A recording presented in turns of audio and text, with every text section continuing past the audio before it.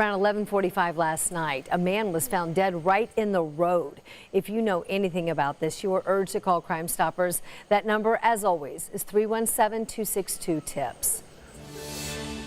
A grant from the city of Indianapolis and the Indianapolis Foundation now working together to help a small grassroots group expand. Matthew Foltz shares the good they're already doing on the east side and how they're preparing to do even more. Well, Brookside Development Corporation was one of 31 organizations that was awarded money through the Elevation program. And with this $250,000 grant, they'll now be able to get training so they can spot and treat when someone is struggling with their mental health.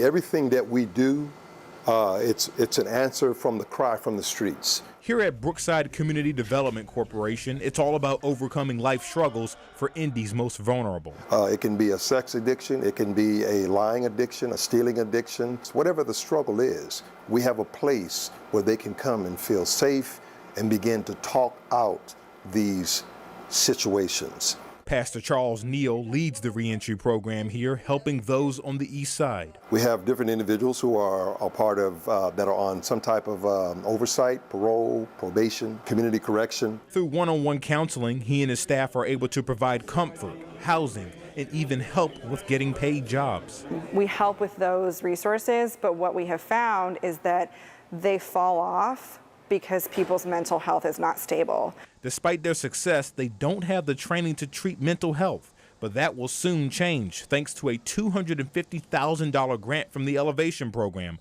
They now have the money for mental health professionals in their reentry program. And how specifically will this grant impact the work that you all do? We will be able to hire an in-house licensed mental health counselor, and that will serve as the connector between minor mental health and severe mental health. So that person is going to be able to help train us to see signs and symptoms of things that we could handle in-house that are more minor.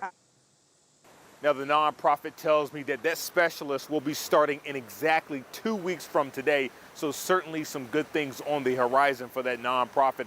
Meanwhile, they also tell me they've been able to help 250 people so far this year, and they only anticipate that number growing in the fall and winter months.